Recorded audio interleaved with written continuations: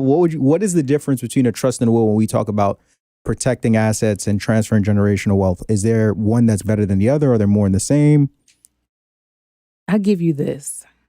Wills are just a wish, right? Because wills are only court control. Okay. If you want your family to inherit the wealth, trust is family control and it's private.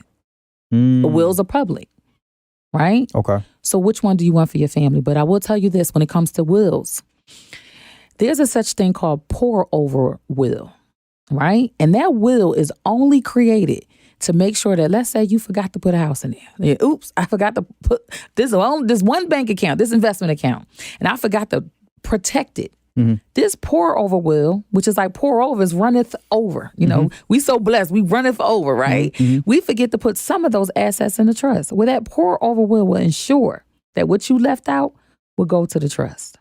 No one's talking about that. It's a difference between a pour over will and there's a difference between a will and testament. That will and testament is to leave your loved one, which is considered the executor, to handle your debts. That's not the position I want for my children.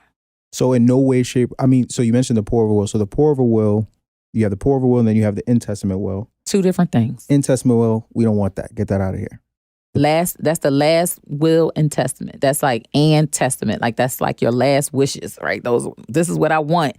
This is what I wish my family will have. But then they say, wait a minute, you got some IRS, you got some taxes, you got some American Express, not to be putting nobody out there, but these credit card companies, these are things that you had in your name. Mm-hmm. This is the debt side of things. See, this is why I talk about we're not putting debt in the trust. Mm-hmm.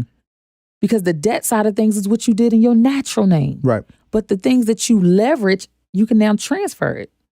And that part is what you keep. So if you forget and there's some, oops, I forgot to put some, that pour over will is structured in a way that, why no one's talking about this? Mm-hmm.